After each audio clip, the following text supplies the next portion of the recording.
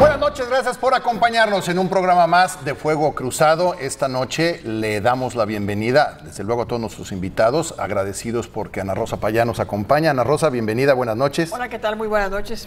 Dulce María Sauri nos acompaña, como siempre. Dulce, muchas gracias. Muy buenas noches. Federico Berrueto también, como siempre. Y el día de hoy tenemos un invitado especial, Roberto Roch nos acompaña. Él es hoy el director general de La Silla Rota, desde luego durante muchos años director general editorial del Universal y bueno, pues un periodista hecho y derecho. Mucho gusto y muchas gracias. El gusto es mío, muchas gracias, gusto. Muchísimas gracias por haber aceptado. Bueno, si me permiten, les lanzo la primera pregunta y voy a empezar diciéndoles que yo creo en las encuestas, entre comillas creo en las encuestas, y me gustaría preguntarles, ¿cómo ven el México de Claudia Sheinbaum siendo presidenta? Roberto. Di tú primero. Zafo, ¿no? Comentamos un poco fuera del aire esta idea y yo adelantaba que la respuesta tendría que decir depende. Depende de los resultados de la elección, depende de los equilibrios que se construyan, los contrapesos que puedan surgir del Congreso Federal en particular, lo que pueda ocurrir en la Ciudad de México, de los más de 1000 ciudades que van a participar en un cambio de gobernantes. Están las 100 ciudades que deciden el balance electoral en el país. Depende de lo que pase en esas 100 ciudades también, en todas las capitales, muchas de las cuales van a estar en juego, ¿no? Entonces, depende. Si uno piensa en cómo sería Claudia como presidenta, ella en lo personal, políticamente, operativamente, diría yo hasta psicológicamente, es una segunda pregunta. Creo que sería un personaje muy diferente que López Obrador, para mal de ella en el sentido de que ella no tiene la vena popular que tiene López Obrador, no tiene el arrastre que tiene el actual presidente, no tiene los amarres que le costaron casi 20 años a López Obrador construir en el país.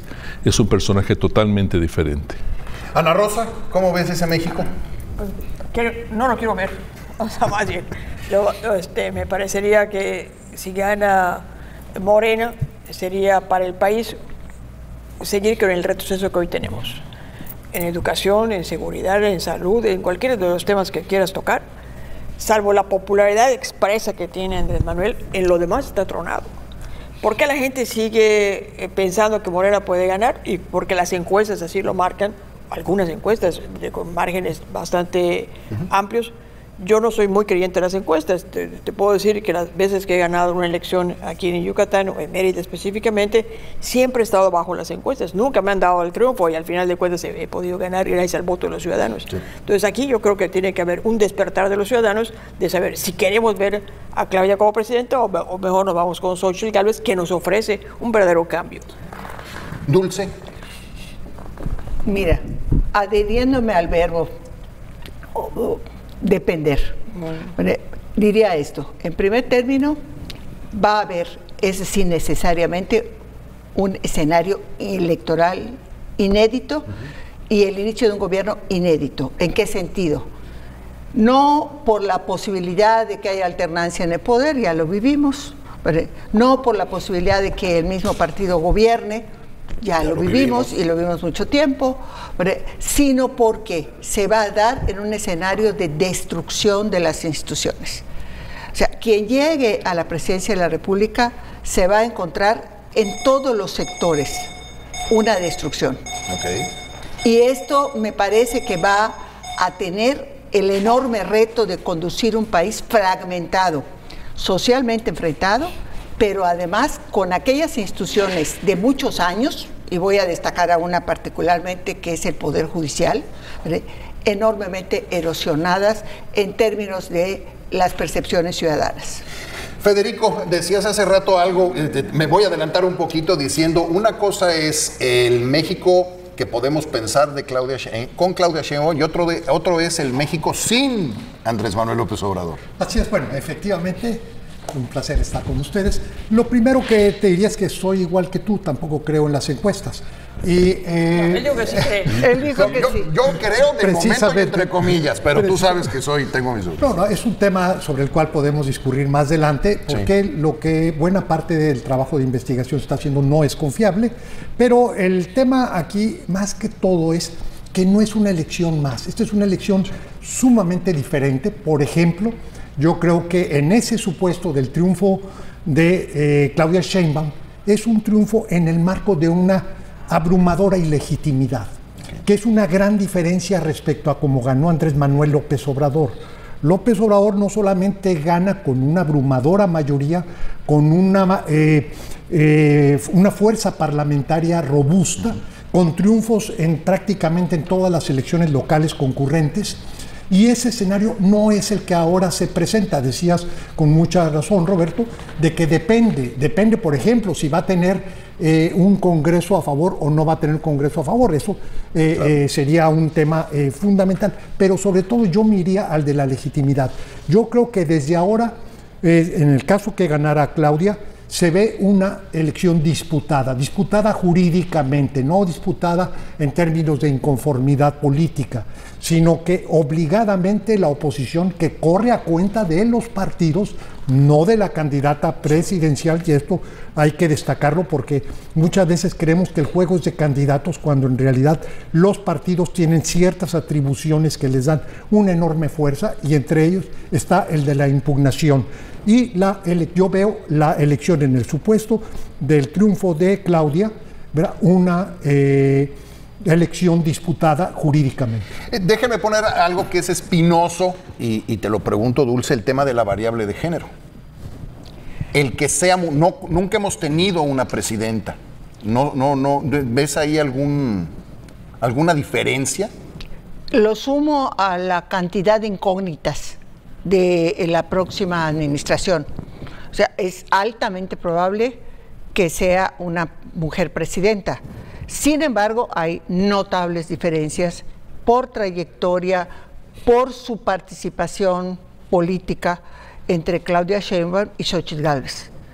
Y en ese sentido hay un valor que se asigna principalmente a las mujeres, que es el valor de la lealtad. Ok.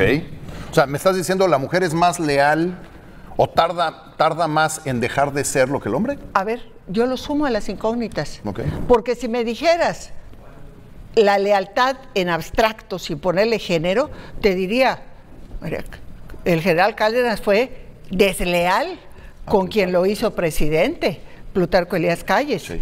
Y si nos vamos más cerca, podemos decir que Ernesto Zedillo fue desleal con Carlos Salinas. Sí, claro. Y podemos seguir en este barómetro de lealtades y deslealtades tomando temperaturas.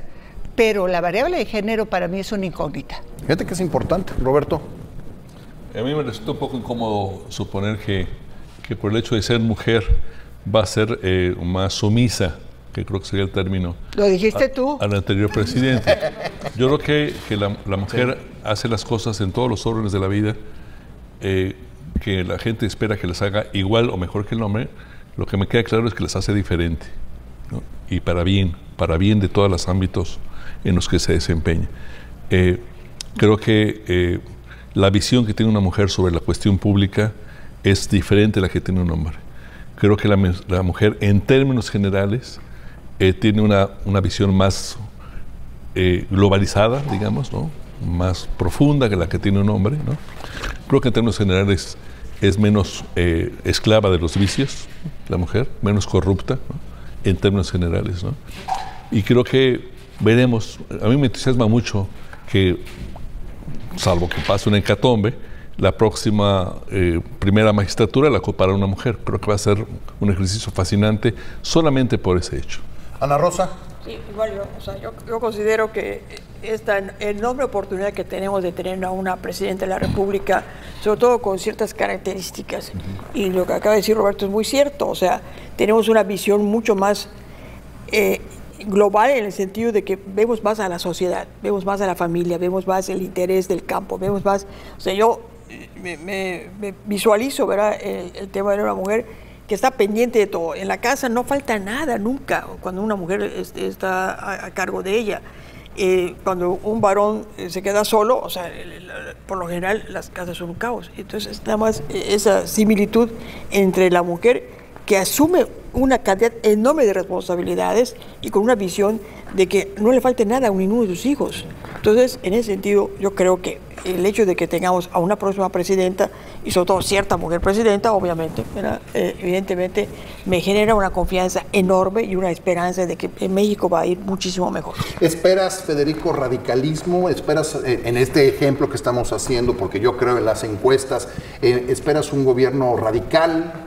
Pero hay un escenario que yo no descarto, incluso que creo que es el que está perfilando, que si ganara Claudia Sheinbaum sería en condiciones sumamente complicadas, no solamente por el estrecho margen financiero que le deja el presidente López Obrador, sino porque la devastación institucional que ha ocurrido, esta situación del país donde tenemos extensos territorios bajo el control del crimen organizado, mucho de ello se resuelve a partir de una forma del ejercicio del poder presidencial que es irrepetible.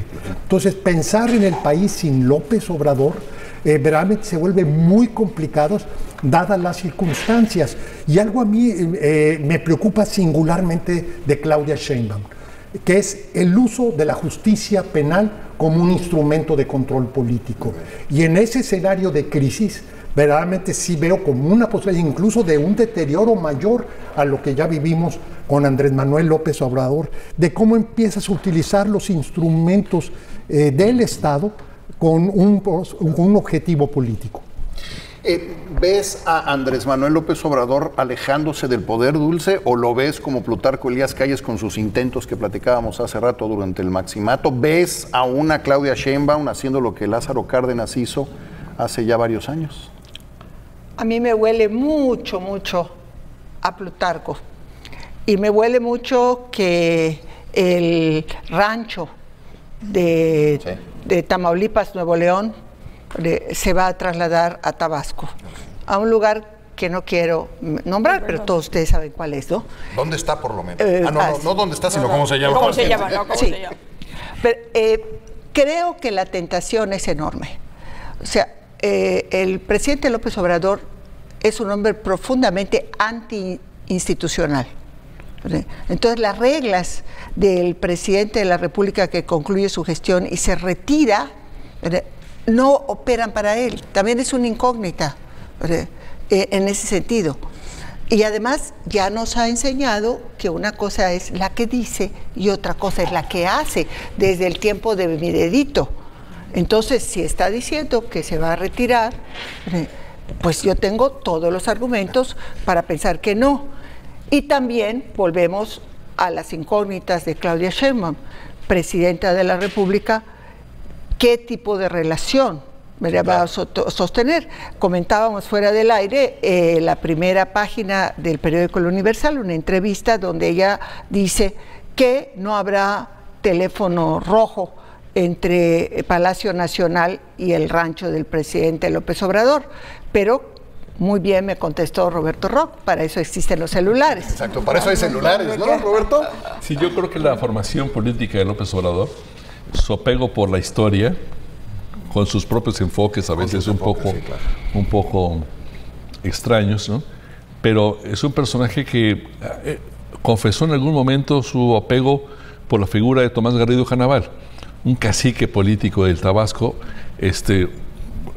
poderoso absoluto durante casi 30 años en la política de Tabasco. Yo veo que su vocación va a estar en esa línea. Pero creo que la historia de México nos enseña que los nuevos presidentes, ¿no?, asumen por el propio diseño constitucional, por la propia tradición política, aún con antecesores muy poderosos. Ya se mencionó a Plutarco Elías Calles, yo podría mencionar a Echeverría, podría sumar incluso a Salinas de Gortari. Los siguientes presidentes llega un momento que dicen, señor, el presidente soy yo. Entonces, por favor, retírese a su casa en el mejor de los casos. Sí, exacto. Ana Rosa. Sí, yo creo que la continuidad, si es con Morena, está en veremos. O sea, no veo a Claudia totalmente separada de Andrés, sino por el contrario, la veo muy ligada. Y como hay debe haber, me imagino, una cuestión de gratitud, ¿verdad? Porque ella fue la del dedazo, o sea, la corcholata favorita fue ella desde el día 1. O sea, los demás fueron comparsas nada más que se dejaron llevar, o porque ya se les había prometido algún cargo por allá, pero la corcholata número 1 siempre fue ella. Entonces, ¿por qué no pensar de que va a tener un alto grado de gratitud hacia su famoso mentor? Y no veo... Lo suponemos de todos los que han pasado, ¿no? Al final... Bueno, claro, pero lo veo más difícil en el caso de ella porque no... Vamos a pensar en Zedillo, que llega por cuestiones totalmente lamentables, pero no necesariamente se estaba ligado de tal manera con Salinas que tenía que inclinarse ante él. Es más, de hecho, cuando llega a poner la mano y mete a su hermano al bote. No, claro que estaba ligado a Salinas. Sí, claro, pero no... ¿Quién lo designa candidato presidencial de emergente? Pero no había esta cuestión de gratitud de tanto tiempo como es el caso de Claudia. O sea, sí había, obviamente eran parte del mismo equipo, pero no había, desde mi punto de vista, ¿verdad?, esa liga que hoy existe entre Claudia y Andrés. Y al final de cuentas se dio, o sea, la tarea es así, que aporrea la mano y mete el bote al hermano, ¿verdad? Sí. Es un gran tema. Con quien no tenía lealtad Zedillo era con Raúl Salinas, el hermano del expresidente, señalado de muchísimas cosas. Una gran pregunta en este periodo va a ser cuál es el nivel de lealtad de Claudia Sheinbaum con los hijos del presidente López Obrador.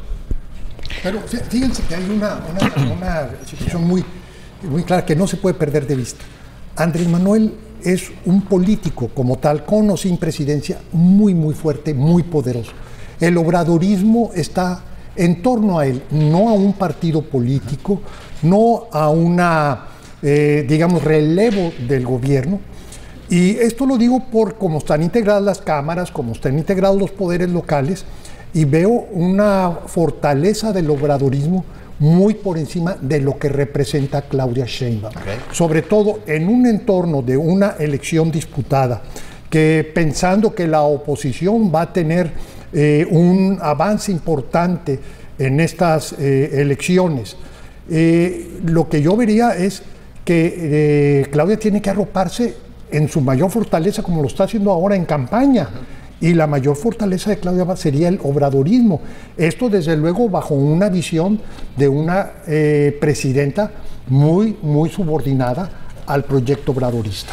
En este minuto y medio que nos queda, ¿qué diferente el gobierno de López Obrador en la Ciudad de México al gobierno en la presidencia, no? Absolutamente. López Obrador, en los 5 años que fue jefe de gobierno de la ciudad, se caracterizó por el diálogo, por la construcción de acuerdos. Hubo confrontación, ciertamente, y hubo, no lo acabamos de asumir entonces, un gran desprecio por la sociedad civil y sus demandas. Recuerdo el rechazo a aquella marcha por la inseguridad, ¿no? Pero finalmente López Obrador pasó, después del proceso de desafuero, hubo una especie como de pasteurización de López Obrador, que le quitó las partes negativas a su gestión, y una idealización que finalmente llegó hasta 2018, y de allá la enorme decepción. O sea, asumimos que la publicidad del 2006 de que López Obrador era una amenaza para México, eso era propaganda negativa en torno a su figura. Por cierto, a partir de esa propaganda negativa se construyó toda la legislación electoral actualmente vigente, impulsada por él y por la situación de 2006. Pero en el 18, paso a paso, y no ciertamente lentos, sino bastante apresurados, se fue transformando esa imagen, la imagen del demócrata, la imagen del negociador. Lo único que se mantuvo fue la hostilidad a las organizaciones de la sociedad.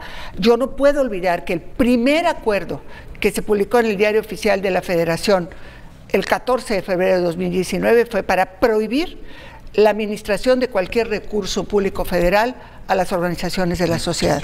Sí. Vamos a ir a un corte, ahorita seguimos platicando. Gracias por estar en Fuego Cruzado, no tardamos. Estamos de regreso en Fuego Cruzado, y me gustaría nada más arrancar este bloque con el tema del próximo domingo de insurrección. Empiezan las campañas, bueno, al día siguiente empiezan las campañas locales, ya arranca todo, y bueno, pues habrá que ver tu expectativa de estas campañas. Es fundamental para lo que va a pasar el día de la elección. La gente, buenas, ¿no? La gente traduce en sus candidatos más inmediatos, típicamente alcaldes, gobernadores, no necesariamente diputados locales, creo que es más difícil, pero traduce sus posturas a la luz de estas candidaturas. Creo que le va a dar una implicación muy diferente y que las candidatas o los candidatos presidenciales van a estar obligados a acompañar, a entender, a mandar mensajes locales, si creen realmente que tienen posibilidades de ganar. Esto es un cambio de juego, o se complementa el juego electoral a la luz de estas nuevas campañas. Es diferente que como ha sido siempre, ¿no, Federico? Totalmente, y esa es una de las cosas que casi no se advierten en la visión centralista, que con frecuencia se presenta cuando estamos hablando de las elecciones en curso. Decía una cosa Roberto Roch, hablaba de 100 ciudades. 100 ciudades representan más de la mitad de la lista nominal. Ahí están más de 150 cabeceras distritales y lo que allí ocurra va a ser de la mayor importancia. No tenemos una elección presidencial con candidatos que vayan a sobredeterminar todo lo que ocurre en el ámbito de las elecciones concurrentes. Como ocurrió en el 2018. Como ocurrió en el 18, sí, claro. Como ocurrió incluso en la elección de Peña Nieto o de Fox. No, aquí lo que más bien se está perfilando es lo que quiero entender, nos decía Roberto, que lo que ocurra en estas contiendas de alcaldes, sobre todo de alcaldes, va a influir mucho en las elecciones de gobernadores y en la elección presidencial. Por esta consideración, es una de las reservas que yo tengo hacia las encuestas, porque las encuestas nos plantean un escenario totalmente fuera de la realidad. Federal. Apenas están empezando las contiendas de ayuntamientos y creo que la situación es mucho más incierta, mucho más compleja. ¿Por qué? Porque vemos, por ejemplo, de las 50 ciudades más pobladas, que son como el 37% de la lista nominal, 31 están gobernadas, o sea, la mayoría, por partidos distintos a Morena o sus aliados. Y el escenario de las zonas densamente pobladas son de mucho mayor competencia y que esto de una u otra forma va a influir en la elección presidencial. Ana Rosa, debe ser muy difícil el que en campaña estén conviviendo ideologías diferentes, personalidades diferentes. Ya vimos, y por aquí vamos a ver en algún momento, ya hubo hasta cabezazos. ¿Tú crees que esto modifica, complica o es algo que se da toda la vida? Mira, como es novedad, o sea, es la primera vez en la historia de Yucatán que nos podemos sentar a la mesa PAN y PRI, que en aquella época era impensable. ¿Pero los obligan claro, o así pero lo quieren? No, yo creo que hubo una disposición muy pensada, muy trabajada. Se sentaron los líderes de ambos partidos, tanto a nivel nacional como a nivel local, y se consensaron prácticamente todas las candidaturas en todo el estado. Inclusive, y hay también que reconocerlo, que hay municipios donde no se pudo llegar a cabo esa negociación y va a haber un candidato del PAN, del PRI o de Nueva Alianza, que es el otro invitado a la mesa. Entonces, es una fórmula totalmente, digamos, novedosa, inédita, y como puede ser para bien, porque en algunos municipios donde la gente está acostumbrada a votar por un determinado color, el hecho de que le digas que tiene que votar por otro color, o sea, la ventaja que yo le veo también es que tú siendo priista, puedes seguir votando por el PRI, o sea, aunque aparezca el nombre del candidato ya, porque finalmente, o sea, la boleta va a llevar, los que son candidatos comunes, va a llevar PAN, fulanito de tal. PRI, el mismo fulanito de tal. Nueva Alianza, el mismo fulanito de tal. Entonces tú votas por el partido, o sea, mucha gente vota en línea, ¿no? 6 boletas, 6 colores, 6 emblemas, sí, claro, los mismos. Entonces eso da cierta facilidad y cierta tranquilidad al votante de decir, voté por mi propio partido y no voté por el partido contrario. Roberto, ahorita te voy a interrumpir tantito, Ana Rosa. Hacías ahí un... Sí, yo tengo mi duda de que esta alianza PRI-PAN haya llegado hasta abajo. La Silla Rota tiene una división regional en Hidalgo. Xóchitl Gálvez fue adversaria del PRI durante 15 años y adversaria dura de un lado y del otro, ¿no? Yo visité Pachuca para platicar con los compañeros y vi en el edificio del PRI estatal, un edificio alto, una manta de 15 metros diciendo Xóchitl, nuestra candidata. Y yo pensé, ¿qué estarán pensando los priistas de calle, a nivel de piso, ¿no? ¿No es la señora que en los últimos 2 gobernadores se han vomitado encima de ella, que el presidente la desautorizó? ¿Esa señora es mi candidata? A lo mejor sí. A lo mejor la gente dice, por supuesto, ahora hay que ir con ella. A lo mejor no, yo tengo mis dudas y me sigue pareciendo, entiendo la lógica política, que asumir que todo el panismo se identifica con el PRI y que piensan que son los mismos y que todos los priistas se identifican con el PAN, en Yucatán entrándole, me cuesta trabajo, me cuesta trabajo. Yo misma lo digo, o sea, es una fórmula nueva y vamos a ver cómo nos va, pero... ¿Aquí ha habido cabezazos? Pero lo que... No grabados, por lo menos. No, para nada. Hay un absoluto respeto y siempre lo habrá, por supuesto. Pero a nivel tierra, o sea, no está fácil. No, debe ser muy complicado. Pero ahí valdrá la pena pensar, ¿verdad?, que durante esos próximos 2 meses mucha gente se convence de que cuál es lo mejor, o qué es lo ideal, o qué es lo alcanzable. Entonces, aquí la meta es la presidencia de la República y la gubernatura, por supuesto, que está totalmente en juego. Claro. Sobre todo aquí en el caso específico de Yucatán. Y los municipios, yo creo que hay muchas cosas que se van a poder arreglar y otras no, definitivamente. O sea, porque, como se dice, ¿no?, juntar el agua y el aceite no siempre es fácil. A ver, Dulce, en esta mesa está la muestra de que es posible ponernos de acuerdo para defender a Yucatán. No puedo extrapolar a un caso, por ejemplo, como Hidalgo, en que prácticamente desde el gobierno del Estado se vació al PRI cuando la contienda para la gubernatura. Creo que eso tendría que verse también como un fenómeno desafortunadamente bastante común en este sexenio. Okay. Pero acá en Yucatán, ¿por qué defender a Yucatán? ¿Por qué Ana Rosa Payán y yo, que hemos auténticamente sido adversarias políticas históricas, sí, claro, sí. Estamos sentadas en esta mesa y estamos apoyando a Renán Barrera como el candidato común del PRI y del PAN? Porque tenemos la convicción de que Yucatán merece la oportunidad de seguir adelante, con sus cambios, enfrentando sus problemas en paz y armonía social. Y sabemos que Morena no nos los da. O sea, no tenemos que ir muy lejos. Nuestro vecino estado de Campeche, por no seguir en otras partes. Allá, claro. Y la bandera de Yucatán nos une a quienes nacimos en esta tierra y a quienes tomaron la decisión de venir a radicar a Yucatán. Entonces, esa es la respuesta. Y sobre eso, no hay nada. O sea, sobre Yucatán no hay nada. Y nuestros intereses, nuestros pasados, nuestros enfrentamientos, pues yo los guardo en un cajón. Parte del negocio, son cosas del pasado. Tú no puedes vivir anclado al pasado de ninguna manera. Lo que sí puedes es vivir el futuro. Yo, ¿qué futuro quiero para Yucatán? En efecto, un futuro de armonía y no el desastre que tiene Quintana Roo, que tiene Campeche o Tabasco o cualquier otro estado de la República. Somos una isla absolutamente en todo el sureste del país. Justo eso es lo que yo quiero destacar. La excepcionalidad de Yucatán. Yucatán no reproduce el modelo de país. Y si vemos lo que está pasando, por decir, en Guerrero, Michoacán, en muchas zonas, yo lo que veo es una cosa que a lo mejor es un exceso decirlo, pero no hay condiciones de normalidad para el desarrollo de la jornada electoral en muchas zonas del país. Ahí tienen que anularse las elecciones.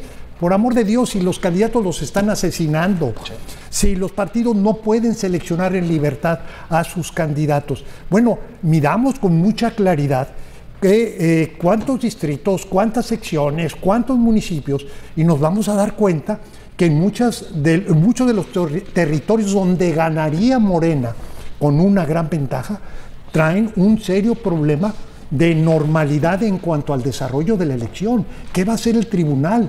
Si nos apegamos a lo que establece la norma, y sobre todo si los partidos hacen su trabajo en documentar las violaciones, ¿verdad?, pues vamos a tener nuevamente una elección con vicios de ilegitimidad muy, muy severos.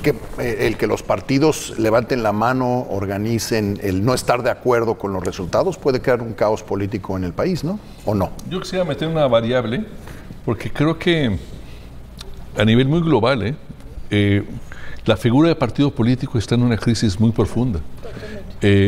Esto que nosotros tenemos, para bien o para mal, de que sabemos que es el PRI y que el PRI está ahí desde hace ¿cuántos años? ¿100 años? Casi, ¿no? Desde el 29. Desde el 29, o sea, 94 años. Que el PAN está desde hace 70 años. Que esto pasa muy rara vez ya en toda América Latina.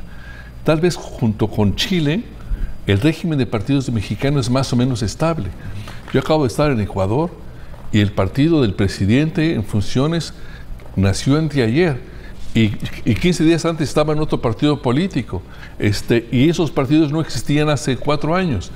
Realmente es una crisis muy profunda en los partidos políticos que de alguna manera está basada en un tema ideológico, ¿no? Antes sabíamos que el PRI era más o menos progresista, más o menos de izquierda dentro de la Constitución, decía un líder, ¿no? Que el PAN era disque conservador, pero estas cosas ya se diluyeron muchísimo, las ideologías. Entonces, estamos en una crisis de los sistemas de partidos en todo el mundo. Habría que ver, ¿no? Y se decía, es que los partidos tienen la atribución legal, ciertamente, pero los personajes predominan actualmente por encima de los partidos. Las candidaturas, uno va a votar por Xochitl Gálvez o por Claudia Sheinbaum o por el otro señor que no me acuerdo cómo se llama, que dice que va a ser presidente, que va a meter gol en el último minuto. Jorge Álvarez. Sí, perdón. Jorge Álvarez, que creo que es un personaje estructurado, pero creo que entró en una condición muy adversa. Sí. Pero en fin, creo que es una variable que si uno se acerca con la población, decir es que yo no me reconozco en el partido, me reconozco en el candidato o en la candidata, y cuando uno se acerca a los partidos dice quién sabe en qué cosas se han convertido. Sí se vació el PRI en favor de Morena, pero en general el resto de los partidos, Dulce María, uno le encuentra complejidad a describirlos, lo que son ahora. El propio Morena, es un movimiento, es el obradorismo, más que un partido formal que postule qué cosa, ¿no? Pero precisamente por esa característica de movimiento que tiene Morena, es un protopartido, o sea, un partido todavía en formación, es que es tan peligroso lo que puede suceder. Porque un partido político como el PRI, como el PAN, como el PRD, fundado en 1989, que digamos que es el más joven del trío, tienes una estructura y herramientas para enfrentar, desde el punto de vista jurídico, de la organización política, la amenaza de una elección de Estado. No estoy diciendo que con éxito, pero una organización no organizada como es Morena. Vamos a poner la hipótesis contraria. Vamos a poner la hipótesis de que gana Xochitl Gálvez en las urnas. Y ellos impugnan. Y ellos no van a impugnar por la vía legal, no van a presentar una solicitud de anulación de las elecciones por irregularidades en el 25% de las casillas. Ellos van a tomar las plazas. Y al decir tomar... Como Reforma en su momento. Mira, no olvidemos, yo no puedo dejar de mencionarlo, que 23 estados de la República están gobernados por Morena.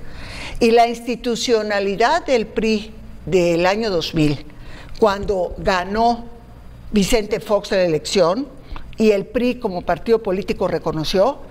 ¿Fue Zedillo el que puso orden o sí hubo movimientos ahí? A ver, no quiero desviar la plática, pero puedo decirles, y aquí sí con conocimiento pleno de causa, que fue el partido como organización política que reconoció su derrota. En cualquier momento lo hablamos y a fondo.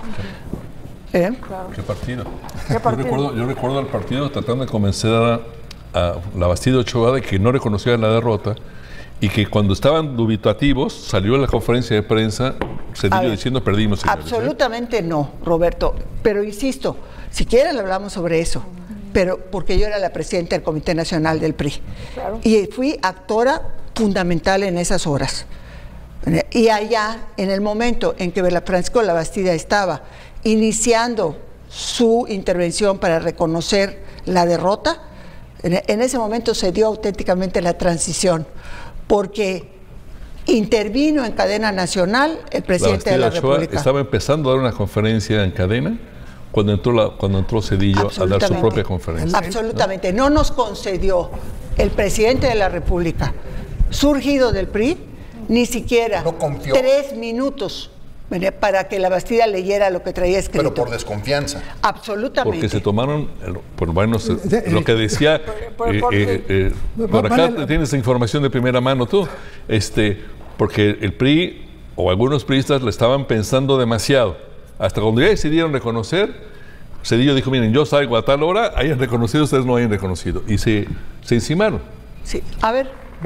Porque yo creo que no nos desviamos del tema, porque merece un programa. Sí, pero el tema es que si va a Dulce María sí es un testigo privilegiado, era presidenta del partido, ¿no? Sí. Y debería... Tiene de publicar. Yo absolutamente, pero convócanos en otro momento. Pero ese escenario, inclusive estás discutiendo que si el PRI y el presidente, es inimaginable la noche del 2 de junio, con un presidente como López Obrador. Exactamente, ese es el tema. Ese es el punto. Pero, a ver, no me gusta usar esta argumentación, porque tal parece como decir, bueno, como estos se van a sublevar, más vale que nos resignemos y pongamos las manos abajo. No me gusta el argumento. Por el contrario. O sea, lo tengo que presentar como una esencia. Y aquí recupero un lapsus, que supongo que no lo fue, cuando presentaste este bloque. Tú dijiste domingo de insurrección. ¿Y dije insurrección? Absolutamente. Madre mía, y lo puedes ver. ¿Insurrección? Sí. Perdón. Pero me parece que tiene que ser un domingo de insurrección ciudadana. Sí, y un domingo que tiene que ir en la insurrección a la defensa del resultado electoral. Y que conste que no fue adrés, pero bueno. Claro. Ana Rosa. Sí, o sea, todo depende del ciudadano. O sea, aquí lo fundamental es que salgamos a votar. No el 60, no el 70, sino mínimo el 80% de los ciudadanos, y estoy segura de que el resultado va a ser contundente de un lado o del otro. Ahora, hemos escuchado muchas veces que la gente dice, el hombre ya ganó, lo platicábamos el otro día, ya ganó una, ya para qué. Eso lo escribe Silvia Gerson. Bueno, pero puede ser el fenómeno que diga, a mí me interesa mi alcaldía, me interesa mi gobernador. Por esa la importancia El diputado federal, ¿de qué sirve? No sirve de nada, no. En esta elección sí sirve. Y es muy importante que tengamos contrapesos, independientemente de quién esté en la presidencia, una u otra. Que el Congreso Federal sea un contrapeso de la presidencia y que haya voto cruzado. Yo puedo votar por Morena, pero para el Congreso a lo mejor voto por otro, o al revés, qué sé yo, ¿no? Pero es muy importante que la gente entienda que necesitamos un Congreso independiente. La gente lo entiende, los ciudadanos lo entienden ya así en buena onda. Mira, en este momento con la gente con la que yo estoy hablando todos los días, sí lo entienden. O sea, sí entienden la importancia de hoy de la Cámara de Diputados y del Senado. O sea, y se lo vamos a seguir repitiendo durante los próximos 2 meses. Porque hasta este momento, hasta la elección pasada, el ser diputado, senador o diputado, inclusive diputado local, a la gente le vale un cacahuate. A su alcaldía, eso es la cosa más importante. Luego la gobernatura y la presidencia, que todavía está por allá, pero bueno. Pero el Poder Legislativo pasa a un segundo, a un tercero o hasta un último tema. Y esa es la cosa que tenemos, y ese es el tema que nosotros tenemos que trabajar como ciudadanos, de sensibilizar a la gente, porque en efecto, ¿de qué nos serviría ganar la presidencia de la República si la mayoría del Congreso la tiene del otro lado? O nos puede servir mucho tener la mayoría hoy en el Congreso de Diputados, aunque perdamos la presidencia, que no es lo deseable para mi punto de vista. Pero sí, la relevancia hoy de la Cámara de Diputados y del Senado es fundamental. Ahora lo importante es que la gente, que se lo comuniquemos a la gente, ¿no? Sí. Y ahí creo que hay un trabajo muy fuerte y todavía falta mucho. Porque la gente anda pensando en otra cosa, ¿no? Y no dar por hecho muchas cosas. Y no dar por hecho. Por ejemplo, las lealtades de las dirigencias de los partidos sobre los acuerdos que suscriben. Si lo vemos al menos en esta legislatura que está concluyendo, no es una lealtad ni es una disciplina, digamos, total y absoluta. O sea, sí tiene que haber esta insurrección ciudadana, porque es la única salvaguarda, justamente, por un lado, para que el clientelismo, la influencia del crimen organizado, todo eso se minimice. Con una elevada concurrencia se resuelve buena parte de los problemas que tenemos, pero también para lo que se tiene que construir hacia adelante, para defender la elección y también para darle un sentido distinto al ejercicio del poder público, porque de otra forma, pues como barajitas van a estar negociando lealtades las dirigencias de los partidos en función, pues, de sus intereses muy particulares. Decía mi abuelo que alguna vez en campaña un candidato le gritaban a un candidato que todos los que pensamos y somos inteligentes estamos con usted, y que el candidato se decepcionaba y le decía, no me digas eso porque entonces ya perdimos. Ese es un problema. Necesitamos que los insurrectos se nos unan todos, no nada más los que piensan, ¿no? Y ese es el gran reto, yo creo. Pero bueno, nos vamos a tener que ir un corte. ¿Ibas a decir algo, Roberto? Vámonos al corte. Bueno, vamos al corte, regresamos, no tardamos, en un momento estamos acá.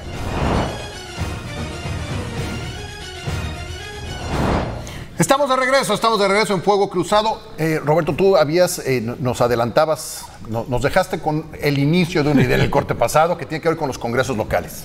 Sí, yo quería poner en la mesa que todos los congresos locales en el país, salvo uno, el de Coahuila, van a ser renovados en esta elección. Sí. Uno no debe perder de vista que para que haya una reforma constitucional pasa por el Congreso Federal y luego tienen que recorrer los congresos de todo el país y lograr el apoyo de por lo menos 17, es decir, la mitad más uno de los congresos locales. Si uno está preocupado por este tipo de iniciativas, debe poner foco en ese mismo momento, cuando la iniciativa se aprueba en el Congreso Federal, qué pasa en los estados. Ya ha habido historias donde una reforma se frena porque los congresos locales mandan el mensaje de yo no voy a aprobar eso, o en cualquier otra circunstancia. Habría que ver. No hay que echar las campanas al vuelo porque normalmente en nuestro país los congresos locales están muy subordinados al gobernador o a los gobiernos en turno, y si tenemos gobernadores de Morena o de cualquier otro partido, van a tener un ejercicio de presión sobre sus congresos locales. Pero creo que sería buena señal que en este equilibrio de poderes que estamos ponderando, los congresos locales tuvieran también un rol de contrapeso. Es que ahora todo lo que antes no le poníamos mucha atención, resulta que es a lo que hay que ponerle atención. Sí, y no hay nunca que desestimar los compromisos o de las candidatas y candidatos en campaña. Sí. A mí en lo particular, yo lo pongo sobre la mesa, me impresionó muchísimo el anuncio que hizo el candidato de Morena al gobierno de Yucatán, Joaquín Díaz Mena, de ganar la gubernatura iba a firmar el acuerdo por la salud que está impulsando el gobierno de López Obrador. Yo pensé al principio que había sido un error, dije esto se les fue, pero lo siguió repitiendo. Lo firmó el actual gobernador. No. El actual gobernador de Yucatán... Desde los primeros meses del gobierno López Obrador, en 2019, sí, el gobierno de Yucatán firmó ese acuerdo. Cuando nació Insabi. Pero déjame decirte, porque eso sí, acabo de hacerle una exploración a octubre de 2023, que fue el primer acuerdo para la conformación de IMSS Bienestar como la cúpula. Y el último de ellos, el de que se anunció, que no ha sido publicado en el Diario Oficial de la Federación todavía, de hace 3 días en Oaxaca, es por el cual le entregan al gobierno federal todas las instalaciones y los recursos presupuestales que están en el Fondo de Apoyo a la Salud, el FAS, a el gobierno federal. ¿Qué sería traducido en Yucatán? Que Yucatán le dé los 2,000 y pico, 3,000 millones de pesos que recibe vía este fondo de salud, más toda la infraestructura hospitalaria. Nuestro hospital, Orán, al gobierno para seguramente... Y déjame terminar otra cosa, claro. Que tú lo dijiste, pero yo lo digo al aire. Antes de que iniciara la campaña... Dulce. Ya te quemaste. Sí, no, lo hiciste notar nada más. Antes de que iniciara la campaña, el candidato a gobernador de Morena tuvo un accidente. Sí, se rompió un brazo. Se rompió un brazo. ¿Qué esperaría yo en congruencia con sus posiciones? Que hubiera ido a tocar la puerta al ISSSTE, claro, porque era funcionario federal hasta hace poco, para que le hiciera las operaciones y lo necesarias para ponerlo en condiciones. No, fue una clínica privada, a la que tiene más tradición de abolengo aquí en Mérida. Ni más que fue. No. A lo que se llena la boca diciendo, ¿no? Y muy simpático porque desde ahí publicó precisamente convaleciente que el derecho del IMSS, ¿no? La crisis cardíaca no la atendió en el ISSSTE. No, por supuesto. Claro, en el hospital privado. Sí, claro. Sí. Retomando el tema de los congresos locales y el Congreso Federal, las cámaras federales, lo que veo es que va a ser muy difícil, siendo de la mayor importancia, creo que para efectos prácticos, hacer llegar el mensaje al votante de lo importante que es su voto para el legislador, veo que es muy, muy complejo. Lo que sí veo es que la contienda municipal puede tener una suerte de influencia en lo que va a ser el sentido del voto para legislador. De allí que yo derive que es crucial en las estrategias de los partidos y especialmente de la oposición que vea qué es lo que va a ocurrir en la contienda de ayuntamientos. Totalmente. Sí, en efecto, o sea, aquí la campaña viene en una sola bolsa, por así decirlo. Y tan importante es la presidencia de la República como la diputación local, y eso es lo que no hay que perder de vista. El remarcarle al ciudadano la importancia que tiene el poder legislativo, ya sea local o federal, porque esto implicará, sin lugar a dudas, un romper con esquemas anteriores de que nunca le han dado la importancia que tiene. Es más, de hecho, la gente no sabe quién es el diputado, no sabe cuál es su demarcación, no sabe que el diputado federal se va y viene de México y quién sabe qué hace allá, salvo cuánta gente verá el canal del Congreso. O sea, no sé si el 1 o el 2 o el 5%, sí, o el 10, no sé exactamente. Pero es bajísimo el interés que tenemos los ciudadanos, que tenemos, y me incluyo también, porque yo, para que vea el canal del Congreso, se necesita que salga el día del Nisha, que me avisaron por su papá que va a salir el día del Nisha. O sea, si no, definitivamente no le pongo atención. Sí, claro. Pero sí sé de las repercusiones que tiene con respecto a nuestro país, sí, claro. En el caso de tanto la Cámara de Diputados como el Senado. Y a nivel local, pues igual, ¿verdad? O sea, perdemos de vista quién es nuestro diputado, totalmente. Hay un esfuerzo de comunicación que hay que hacer todos. Claro, ¿no? Por supuesto. Roberto, ¿ibas a decir algo? No, nada más quería acotar esto, de que en algo que generó mucha controversia, que fue la encuesta de Reforma, que trae varios asegúnes, entre ellos de haber presentado un gráfico sin haber presentado el no sabe, no contestó, que es, siempre se recomienda eso, pero bueno, lo que sí vemos es algo que desde ahora nos debe hacer pensar que la oposición está muy fragmentada. Es decir, tú tienes un PRD muy pequeño y un PAN y PRI más o menos en la misma posición, quizá arriba el PAN unos cuantos puntos. Mientras que del lado contrario, tú tienes a un Morena muy fuerte y prácticamente el PT y el Verde con muy bajos porcentajes. Si esto ocurriera, que creo que no va a suceder, pero si ocurriera, y retomo el estudio de Reforma, es que Morena ganaría la abrumadora mayoría de los distritos, precisamente por la fragmentación del voto opositor. La mayoría en la Cámara de Diputados, por el sistema mixto, 300-200, se construye en la elección distrital. Entonces, no importa que tú tengas un bajo porcentaje, si tienes muchos triunfos distritales, vas a estar en mejores condiciones para lo que sería la totalidad de las curules que te corresponden como fuerza política. Pues ahí está. A ver, nada más que hay una cuestión, que el convenio de coalición PRI-PAN-PRD es fundamentalmente prácticamente más de 294 de los 300 distritos hay en coalición. Entonces, yo espero que haya, digamos, una buena cosecha de triunfos electorales para los partidos coaligados. El enorme reto, creo yo, y escuchando las intervenciones, estaba pensando para el caso de Yucatán, está en el 6 de 6. Es decir, votas para la presidencia de la República por Fuerza y Corazón por México y bajas el voto a la gubernatura, lo bajas al ayuntamiento correspondiente, a las diputaciones, y tienes tus 6 de 6. ¿Sí?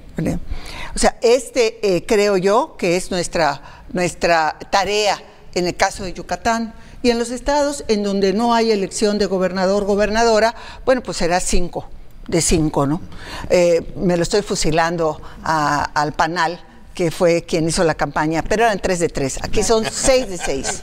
En el caso específico de Yucatán. De Yucatán. Sí. Okay. Ahora, y hablando de Yucatán, ¿Yucatán representa el 1.3, 1.4% de la lista nominal en términos de votos? Sí, más o menos.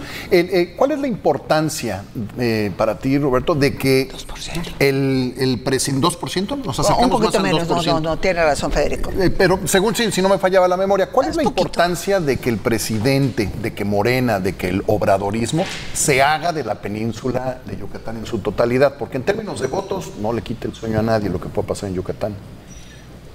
¿Tú quieres decir que cuál es la No. posibilidad o el riesgo. ¿Cuál es la El ventaja interés, que el puede, interés. el interés que puede tener el obradorismo en hacerse de toda la península? Ya Quintana Roo y Campeche ya son de Morena y lo único que Todo queda el es- sureste. Todo el sureste ya es Morena con excepción Todo de el Yucatán. Golfo de México. ¿Tiene algún valor excepto político? Yucatán.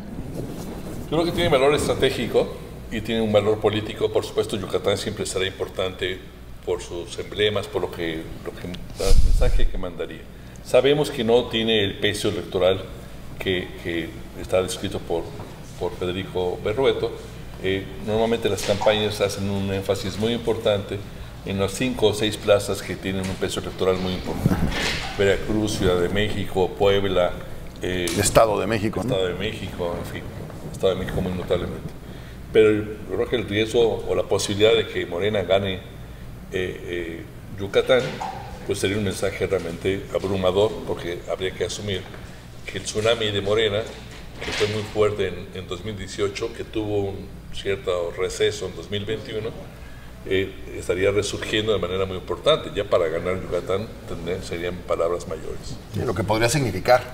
Sí, no. Yo creo que te para- diría mayoría calificada. Claro. O sea, si gana Morena, tiene el poder electoral, pensando nacionalmente, Sí. que es una gran ola, y le diera para ganar Yucatán, pues estás hablando, si gana Yucatán, va a tener mayoría absoluta en el Congreso, calificada, perdón, en el Congreso. Ok.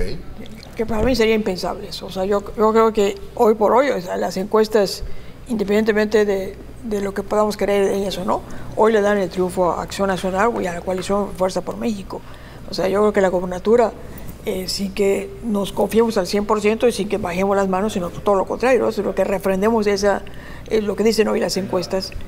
Y con ello, yo creo que esta avalancha de votos que va a venir por la gubernatura también va a arrastrar a las diputaciones y a los ayuntamientos. Estoy pensando sobre cómo va a sobrevivir, si lo va a hacer el obradorismo. Morena tiene actualmente 20, ¿cuántas gobernaturas? Una. ¿Te digo? No, 23. Tiene 23, o sea, 23 21 Morena y 2 que son Así es. una del Verde y San otra Luis y Morelos. del PES. Cuando el presidente esté en su rancho, no me acuerdo cómo se llame, pero cuando esté hasta allá, y que mantenga una ascendencia sobre algunos actores, ¿cuál va a ser el rol de los gobernadores? Creo que el presidente se obstinó en que a veces las figuras más débiles llegan a las gubernaturas, ¿no? No escogió a los personajes de mayor fuste, digamos, ¿no? Pero ese gobernador o esa gobernadora, que ahora tenemos muchos gobernadores, creo que es una buena noticia, Sí. como se quiera ver, ¿va a responderle al expresidente o va a responderle Exacto. a la nueva presidenta, quien sea que sea? Pero en la hipótesis de Claudia Sheinbaum, ¿va a ser la misma persona? Es decir, van a asumir, si le respondo al presidente, le voy a estar respondiendo a la presidenta Sheinbaum o a la respuesta. No, yo creo que le van a responder a quien esté despachando en la presidencia de la República de manera muy mayoritaria. Y puede cambiar la forma en cómo respondan, ¿no? Sí, porque habrá que perder de vista que el presupuesto viene de allá. O sea, a ver, no me haces, Bueno, claro, no me haces caso, te corta el presupuesto. O sea, te hincas, toma la lana. O sea, esto así va a ser también. A ver, Yo recuerdo un antecesor tuyo en la presidencia del PRI, que cuando salió Echeverría de la presidencia, dijo, ¿no? Y luego fue secundado por el secretario de Gobernación, el que le tome la llamada al expresidente, lo ves al diablo, ¿no? Allá ustedes, ¿no? Entonces, así a ver, juega. lo que pasa es que era en el supuesto de la existencia de estructuras, sobre todo políticas, que hacían posible el beso del diablo al que hacía la llamada. Ahora esas estructuras no El diablo de San existen. Jerónimo le decía. Sí. ¿Verdad? Y luego lo mandaron a las Islas Fiji. ¿Verdad? Ahora tendría que ir de embajador el presidente a la nueva colonia de la Luna, porque las Islas Fiji serían insuficientes. A ver, nada más que, primero, no hay una estructura ni política ni institucional a la que los gobernadores tengan que acogerse. Podemos ver fenómenos en las cámaras de diputados y de senadores que no habíamos registrado desde 1934, cuando se estableció el impedimento de la reelección consecutiva. Podemos ver también que ¿De la los... presidencia de la República dices tú? No, del Poder Legislativo, sí. Podemos ver también la situación de esos gobernadores frágiles, póngale nombres, porque hay mucha cartera donde elegir, que simple y llanamente se van a ver completamente invadidos por parte del crimen organizado, que es otra variable inexistente, más. O sea, lo que acaba de suceder en Culiacán no es asunto menor, no se puede minimizar. Dice el gobernador que son cosas que pasan. Claro, sí. ya, por A ver, favor. ¿qué va a hacer de un gobernador como el de Sinaloa cuando ya no esté el presidente López Obrador, ¿verdad? Y sigan pasando esas cosas que pasan? ¿Qué términos? ¿Tú dices que va a ser rehén del narcotráfico? Absoluta y completamente, pero ya no en forma pasiva, sino una cuestión activa. Abiertamente. O sea, a ver, me parece que el supuesto de que el presidente López Obrador, ¿verdad?, ya no haga nada, no se va a poder cumplir. Él va a sentir que está incendiado el país y va a sentir la obligación, como la sintió Calles en junio de 1935, para salir diciendo que había demasiadas huelgas que estaban perturbando la paz social. ¿Entrevista en el Universal? ¿Ah, sí? Sí. Y eso fue lo que provocó su exilio. ¿Y qué tal fue la respuesta del presidente Lázaro Cárdenas? Pero aguantó entre junio del 35 a la Semana Santa del 36. ¿Y qué hizo Cárdenas? Primero tomar la estructura militar completita, ¿verdad?, y prepararse para mandarlo al exilio a los Estados Unidos. A ver, ¿qué tiene Claudia en el hipotético caso, que espero que no se cumpla, de que llegue a la presidencia? ¿Qué estructuras tiene? ¿Tiene al ejército? ¿Tiene a un partido político encabezado formalmente por Mario Delgado? ¿Tiene a los gobernadores? Pero Cárdenas no tenía eso, Dulce María, no tenía gobernadores. Cárdenas expulsó, después de Calles, corrió de sus puestos a la mitad de clase política. Sí, pero ¿qué tenía Cárdenas? La legitimidad de la elección. Y a las Fuerzas Armadas. O sea, era un general. O sea, a ver, igual, otra provocación para discutir ese momento histórico. Y la vamos a dejar así en pendiente porque ya nos vamos a tener que despedir. Irrepetible el momento histórico, pero que arroja luz para analizar el futuro. Y solo dejo esto. A ver, López Obrador tiene un arma importantísima a utilizar sobre quien lo suceda, llámese como se llame, que es la revocación de mandato. Nos fuimos con la finta de que la revocación era para el 22, no, se estableció en la Constitución para el 28. Y aquí dejo un reto. Muy bien, vamos a la reforma constitucional para eliminar la reelección consecutiva, que solo ha servido a los partidos políticos para empoderarse, pero también vamos a eliminar la revocación de mandato. Gane quien gane, porque es un peligro para la estabilidad política de este país. Totalmente de acuerdo. Ese es todo un tema, ¿eh? Sí, no, totalmente de acuerdo. Les quiero agradecer mucho. Nos vamos a tener que ir. Roberto, un verdadero gusto el que hayas aceptado la invitación. Es un verdadero gusto. Compartir esta mesa con los señores. Y muchísimas gracias, Ana Rosa. No, al contrario, Gastón, a ti y a todos. Muchísimas gracias. María, como siempre, gracias. Federico, muchísimas gracias. Y bueno, pues ni modo, se nos acabó el tiempo. Así llegamos al final de Fuego Cruzado. De todos modos, nos vemos la próxima semana. Tengamos todas y todos una buena semana.